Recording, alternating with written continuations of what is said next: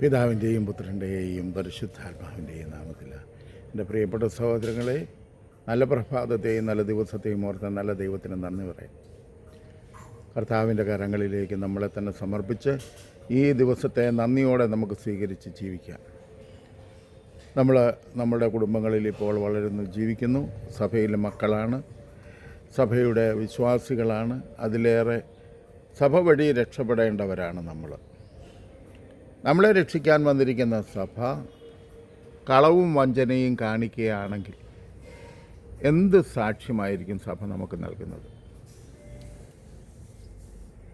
ഇവിടെ വിദേശത്ത് നിന്ന് വരുന്ന പണത്തിൻ്റെ ചില ക്രമീകരണങ്ങളോ ചില കണക്കോ ഒക്കെ സർക്കാർ ചോദിക്കുമ്പോൾ അതോർത്ത് പേടിക്കേണ്ട കാര്യം തന്നെ. കണക്ക് നേരെ ചൊവ്വയാണെങ്കിൽ നമുക്ക് സന്തോഷമായിട്ട് അത് കണക്ക് കാണിച്ചാൽ പോരെ. പിന്നെ വേറൊരു കാര്യമാണ്, ക്രിസ്തീയ ജീവിതമെന്നോ ക്രിസ്തീയ ശുശ്രൂഷയെന്ന് പറഞ്ഞാൽ സുഖമുള്ള കാര്യമാണോ? അതിനെതിരെ എപ്പോഴും തിന്മ പ്രവർത്തിച്ചുകൊണ്ടിരിക്കും. വിവേകത്തോടെ, ആത്മധൈര്യത്തോടെ, കൂട്ടായ്മയോടെ പ്രവർത്തിക്കുമ്പോൾ ആ തിന്മയൊക്കെ അതിജീവിക്കാൻ സാധിക്കുകയല്ലേ? അതോ എന്തോ ഒരാന വരുന്നെന്ന് കേട്ട ഉടനെ ഇവിടെ ബഹളം വെക്കേണ്ട കാര്യം തന്നെ. ആ നിയമം വരട്ടതേ. പ്രതിബന്ധങ്ങളിലൂടെ മാത്രമേ സഭയും വിശ്വാസവും വളർന്നിട്ടുള്ളൂ. ഇല്ലായ്മയിലൂടെ മാത്രമാണ് സഭ ഏറ്റവും കൂടുതൽ വളർന്നിരിക്കുന്നത്. സമ്പന്നരുടെ നടുവിൽ സഭ വളരില്ല. ഒന്ന്. രണ്ടാമത്, യാതുരാലയങ്ങൾ നടത്തുന്ന കാര്യങ്ങൾ പല പിതാക്കന്മാരും എനിക്കും അറിയാം. പക്ഷേ ഈ യാതുരാലയങ്ങളിൽ പകുതി ആൾക്കാരെയും വീട്ടിൽ നോക്കാൻ സാധിക്കും. വീട്ടിൽ നോക്കാനുള്ള സൗകര്യങ്ങൾ അവരുടെ മക്കൾക്ക് നിങ്ങൾ ചെയ്തു കൊടുത്താൽ മതി. സാമ്പത്തികമായ ബാധ്യത മൂലം മാതാപിതാക്കളെ ശ്രദ്ധിക്കാൻ പറ്റാത്തവർക്ക് ഈ ആതുരാലയം കെട്ടി ഇവരെ അങ്ങോട്ട് തന്നെ കൊണ്ടുപോകണേ. അങ്ങോട്ട് കൊണ്ടുപോകും തോറും ആ മക്കൾക്ക് കിട്ടേണ്ട ദൈവാനുഗ്രഹം നഷ്ടപ്പെടുകയല്ലേ?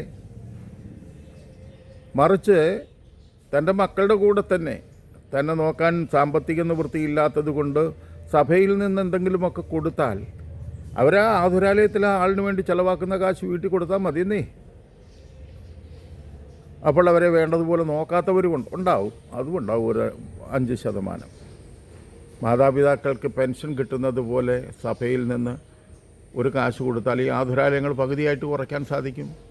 പിന്നെ തീരെ നിവൃത്തിയില്ലാത്തവരെ കൊണ്ടുപോകട്ടെ, അവരെ അപ്പോഴാണല്ലോ ഏറ്റവും കൂടുതൽ നന്മയുണ്ടാകുന്നത്. മക്കൾക്ക് വേണ്ടാന്ന് പറയുമ്പോൾ ഇറക്കി വിട്ടാൽ ചെന്ന് കയറാനുള്ള സ്ഥലമായിട്ട് മാറിയില്ലേ? ഇനി കാശ് വാങ്ങിച്ചു കൊണ്ട് നോക്കുന്ന ആ ഒരു ലെവലും മാറിയില്ലേ? അപ്പോൾ ഇവിടെ ആത്മാവിൻ്റെ പ്രവർത്തനം എവിടെ നിൽക്കുന്നു? അതുപോലെ തന്നെ നിങ്ങൾ ആതുര സേവനത്തിന് കാശ് ഇങ്ങോട്ട് കൊണ്ടുപോകാമെന്ന് എന്തിനാണ് പറയുന്നത്? നിങ്ങൾ ഓരോ ഇടവകകളിലും വിഷമിക്കുന്ന മനുഷ്യരെ കണ്ടെത്തിയിട്ട് ജനത്തോട് പറയുക, നിങ്ങൾ അവരെ സഹായിക്കുക. ആരും അറിയാതെ സഹായിക്കാനുള്ള സംവിധാനവും ഒരുക്കുക. മരുന്ന് വാങ്ങിക്കാൻ കാശില്ലാത്തവന് മരുന്ന് കൊടുത്താൽ മതിയെന്നേ. മരുന്ന് വാങ്ങിക്കാൻ കാശില്ലാതെ വീട്ടിൽ തളർന്നു വീണ് കഴിയുമ്പോൾ എടുത്ത് ആതുരാലയത്തിൽ കൊണ്ടുപോയി ഭയങ്കര ട്രീറ്റ്മെൻറ്റ് നടത്തുന്ന എന്തിനാ?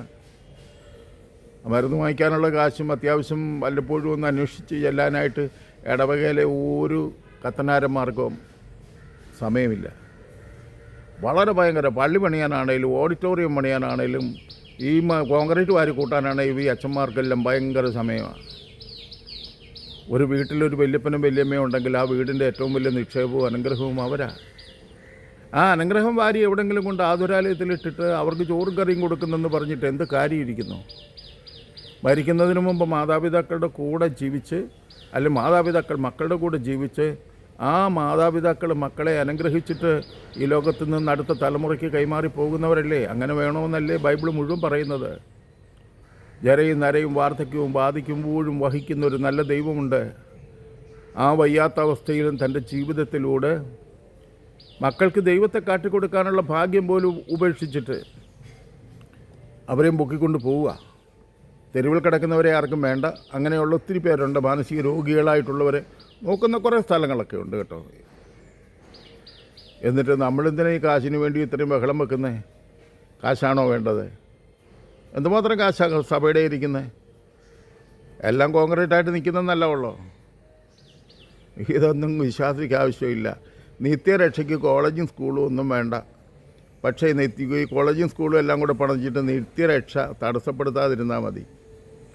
അതുകൊണ്ട് എൻ്റെ പൊന്നു പിതാക്കന്മാരെ, ഇപ്പോൾ അടുത്ത സിനഡ് കൂടുമല്ലോ, ചിറ്റപ്പന്മാരുടെ സിനഡ് എന്നാണ് പറയുന്നത്. അപ്പന്മാരാണെങ്കിൽ അപ്പന്മാർക്ക് ബോധം ഉണ്ടാകും, മക്കളെ വേണ്ട കണക്ക് നോക്കും. ഇത് ചിറ്റപ്പന്മാരെല്ലാം കൂടെ ഇപ്പം സിനഡ് കൂടും, അടുത്ത സിനഡ്. ആ സിനഡിൽ നമുക്ക് കാണാം. വേറൊന്നും പറയുന്നില്ല. അപ്പൻ്റെ പേര് പറയും, പേരുദോഷം വരുത്തുകയും ചെയ്യുന്ന പിതാക്കന്മാരെ നിങ്ങൾക്ക് എവിടെ, നിങ്ങൾ ചുമ്മാ കള്ളന്മാരാണ്. കള്ളന്മാരാണ്. നമുക്കറിയാം, ഓരോ കുരിശിൻ്റെ വഴി വലിയ കുരിശൊക്കെ എടുത്തോണ്ട് ജീവിതക്കുരിശ് ചുമക്കാൻ വിഷമിക്കുന്ന വിശ്വാസിയുടെ നേരെ കരുണ കാണിക്കുകയല്ല. മല കയറാൻ എന്തൊരു ഭാരമാണെന്നറിയാമോ? തട്ടീരല്ലേ ഇത്? പാമ്പളാനി മെത്രാൻ കുരിശ് എടുത്തുകൊണ്ട് പോണ ഒരു സീൻ. കള്ളൻ്റെ കുരിശാത് സത്യം. പാമ്പളാനി എടുത്ത കള്ളൻ്റെ കുരിശ്. ആ കുരിശിൽ തറക്കപ്പെട്ടാൽ അനുതാപമില്ലാതെ മരിച്ച കള്ളനെ പോലെ ആയിരിക്കും. ഒരു സംശയവും വേണ്ട. ഇതൊക്കെ നമ്മുടെ കൺമുമ്പിൽ കാണുന്ന സത്യസന്ധമായ കാര്യങ്ങൾ പറയുന്നതേ ഉള്ളൂ. വ്യക്തിപരമായി യാതൊരു പണക്കവും ഇല്ല. പക്ഷേ സഭാവിശ്വാസികളെ സാത്താൻ എറിഞ്ഞു കൊടുത്ത ഈ കൊടിയ തിന്മയിൽ ജീവിക്കുന്ന ഈ പ്രിയപ്പെട്ട പിതാവ് ഒരു കാരണവശാലും രക്ഷപ്പെടത്തില്ല. അതുപോലെ തന്നെ തനിക്കെതിരെ സംസാരിച്ചവരെ പോലീസിനെ കൊണ്ട് പിടിപ്പിച്ചിട്ട് ആദരാഞ്ജലികൾ അയച്ച മഹാമനസ്കനായ മഹാവിശാല ഹൃദയനായ, കാരണം ഇനി അദ്ദേഹത്തിനൊരു നന്മ നേടാൻ പറ്റിയില്ലെങ്കിലും എന്നാൽ ഒരു ആദരാഞ്ജലി ആയിക്കോട്ടെ. ഓക്കെ, ദൈവം അനുഗ്രഹിക്കട്ടെ. എൻ്റെ പ്രിയപ്പെട്ട സഹോദരങ്ങളെ, ചിറ്റപ്പന്മാരുടെ സിനഡിന് വേണ്ടി നമുക്ക് പ്രാർത്ഥിക്കാം. ആമേൻ.